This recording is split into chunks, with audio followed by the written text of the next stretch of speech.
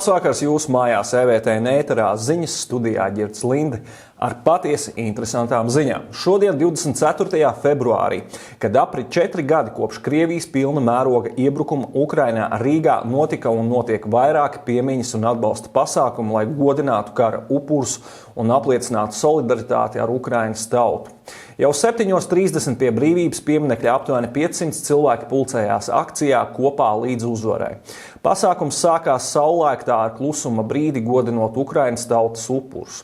Sanākušie stājās īpašā norobežotā laukumā, veidojot Ukrainas valsts formu. Sanākušie diriģenti vadībā kopā ar solistiem un koriem dziedāja Latvijas himnu un Ukrainas himnu. Savukārt 9:00 visā Latvijā cilvēki tika aicināti pievienoties klusuma brīdim, godinot atmiņu par tiem, kas krituši cīnoties par brīvību un mieru Ukrainā. Tāds pats klusuma brīdis notiek arī Ukrainā precīzi 9:00 katru dienu. 12:00 vienlaicīgi daudzos Latvijas mēdījos tika atskaņota Ukrainas himna. Mūsu televīzijā Ukrainas himna skanēs tūlīt pēc šī ziņu izlaiduma. No 18:30 līdz 19:30 biedrība Tavi draugi rīkos simbolisku gājienu Gaismas ceļš Ukrainai, pieminot kara upurus. Gājiens notiek no Domu laukuma līdz Brīvības piemineklim. Tāpat 8:30 vakarā Latvijas Nacionālajā operā notiks labdarības koncerts Ukrainas atbalstam, kurā piedalīsies vairāk nekā 130 mākslinieki. Tas veltīts Ukrainas varoņiem un to ģimenēm, kuri ikdienu cīnās par brīvību un neatkarību. Prezidents Volodimirs Zelenskis uzrunāja Ukrainas iedzīvotājus, uzsverot gada dienas nozīmi un pretošanās spēku. Šodien aprit tieši 4 gadi, kopš Putins gribēja ieņemt Kijevu 3 dienās. Un tas daudz ko pasaka par mūsu pretošanos, par to, kā Ukraina ir cīnījusies visu šo laiku. Aiz šiem vārdiem slēpjas miljoniem mūsu cilvēku, liela drosme, smags darbs un izturība. Mūsu cilvēki neizkāra balto karogu, bet aizstāvēja zili dzelteno. Un okupanti, kuri domāja, ka šeit viņus sagaidīs rindas ar ziediem, redzēja rindas pie kara komisariātiem. Mūsu cilvēki izvēlējās pretošanos, teica Ukrainas prezidents. Visus šos 4 gadus Ukrainas prezidents un valdība ir strādājusi no bunkura Bankovas ielā. Tieši šeit es teicu Baidenam, ka nepametīšu Ukrainu. Man vajag munīciju, nevis transportu, atcerējās Zelenskis. Šodien arī cita gada diena. Igaunija otrdien, 24. februārī atzīmē neatkarības proklamēšanas 108. gada dienu. 1918. gadā 24. februārī glābšanas komiteja proklamēja Igaunijas republikas izveidošanu un sastādīja pirmo valdību. Tieši saulēktā 7:32 svētku dienu ievadīja valsts karoga uzvilkšana Tallinas Domkalna cietošņa tornī. Ceremonijā skanēja valsts himna un uzrunu teica parlamenta spīkers. Diena turpinājās ar vainagu nolikšanu pie Brīvības cieņu pieminekļa Tallinā 9:00 no rīta un premjerministra uzrunu, bet pusdienu laikā Tallinas Brīvības laukumā norisinājās aizsardzības spēku parādi. Tajā piedalījās apmēram 1000 militāru personu, kas izmantoja ap 37 tehnikas vienībām. Savukārt vakarā Igaunijas sabiedriskajā televīzijā pārraidīs valsts prezidenta Alara Karisa svinīgo uzrunu koncertu koncertzālē Estonija, kur notiks arī valsts vadītāja rīkotā pieņemšana. Plānots arī citas pārraides un filmas, kas saistīts ar valsts vēsturi un pazīstamiem cilvēkiem. Gatavojoties šīs dienas ziņu izlaidumam, protams, manā redzes lokā bija Ukrainas-Krievijas kara gada diena. Neilgi pēc tam nonāca arī neatkarības gada diena Igaunijā, un tad es nolēmu paskatīties, kas tad vēl ir noticis šajā 24. februārī, bez visiem jau tik ļoti bēdīgi zināmā kara sākuma.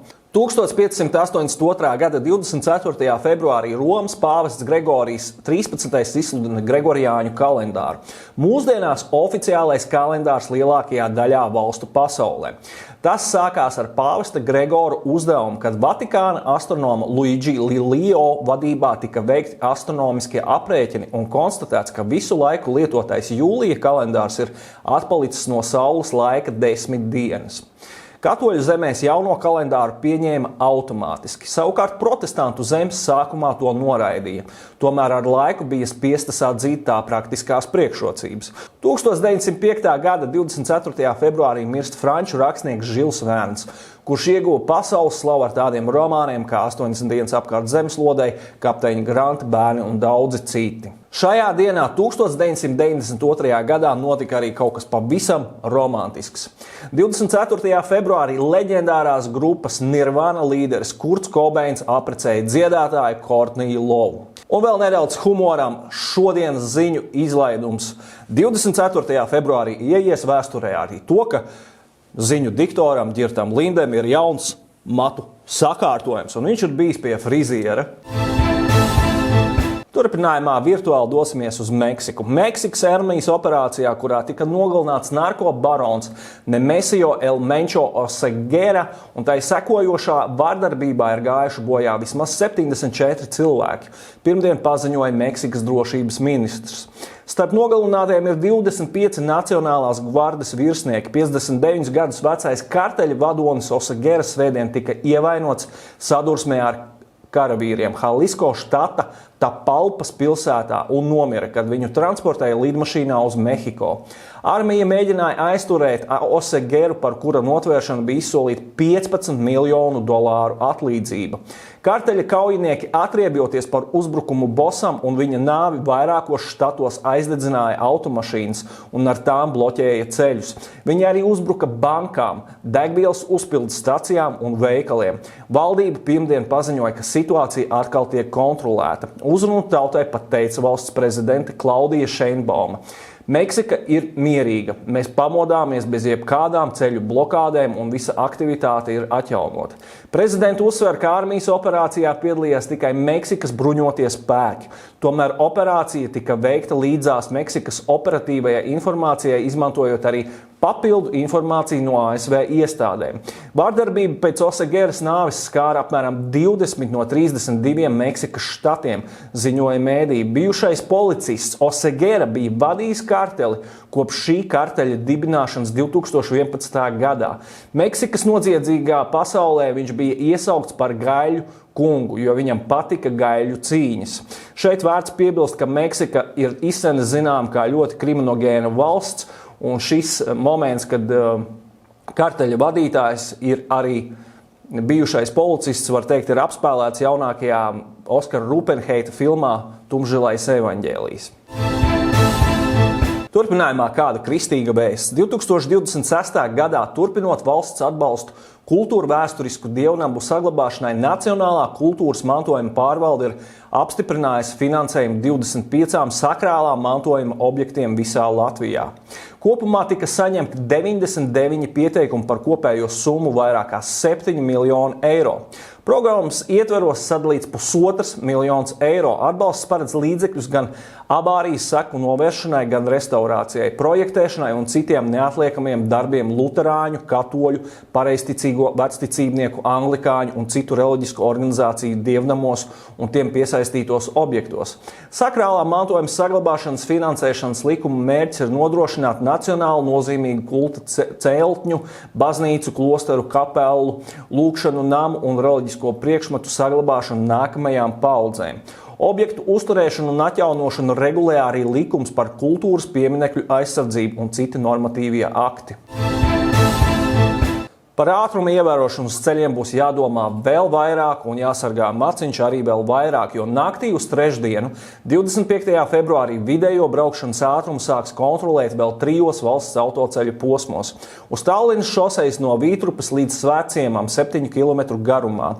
Uz Liepājas šosejas no 10. kilometra līdz Kaģiem 13 km garumā un uz Liepājas šosejas no Blīdenes līdz Brocēniem 13 km garumā.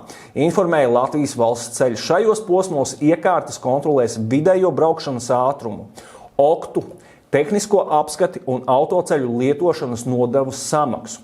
Šogad uz valsts autoceļiem kopā plānots ieviest 17 jaunus vidējā braukšanas ātruma kontroles posmus.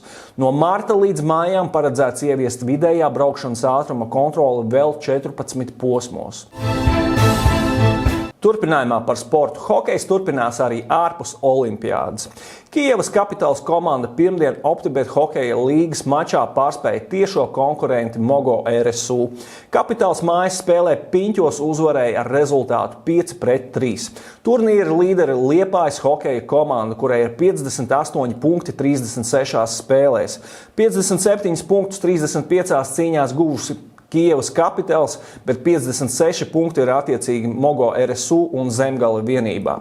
Tālāk seko Rīgas Prizma, Tallinas Panther, Rīgas hokeja skola, Lietuvas Elektrēnu Enerģija un vēl viens Lietuvas klubs Viļņas Hockey Punks.